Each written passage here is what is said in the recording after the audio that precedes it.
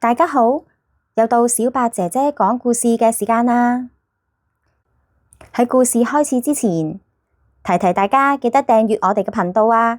小白姐姐講故事，各位小朋友，清明節就快到啦，你哋係咪都要同爸爸媽媽一齊上山拜祭先人呢？今日我哋要分享嘅呢本圖書名字就係叫晶晶過清明節。我哋一齊嚟睇睇晶晶係點樣去拜祭佢哋嘅先人啦。今日媽媽話俾晶晶知，春天裏面有一個節日，名字叫清明節。清明節係一個拜祭同紀念先人嘅日子，所以今日係公眾假期，小朋友都係唔使返學嘅，俾大家可以去掃墓。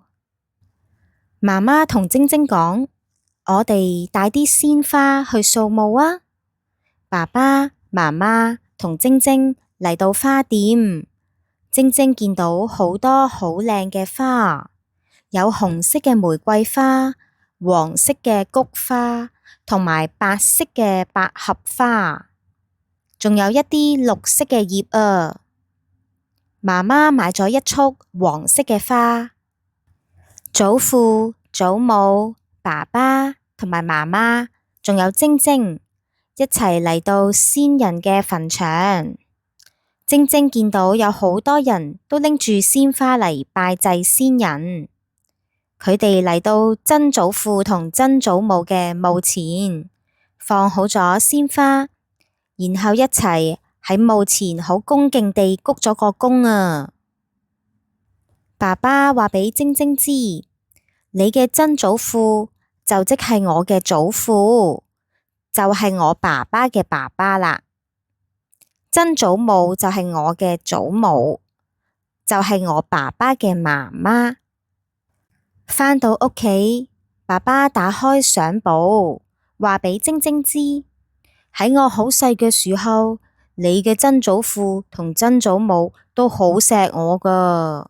成日帶我去公園玩，又會同我一齊去飲茶，俾最好食嘅點心我食。媽媽又同晶晶講，我同爸爸結婚嗰日，曾祖父同曾祖母都有出席㗎。晶晶話：我明白啦，原來曾祖父同曾祖母都咁錫我哋嘅。爸爸媽媽亦都好錫佢哋，所以我哋會喺清明節去拜祭佢哋，紀念佢哋咯。小朋友，故事就講到呢度啦。如果你哋都鍾意我哋嘅故事，請你喺下面畀個 like 我哋啊，同埋記得訂閱我哋嘅頻道啊。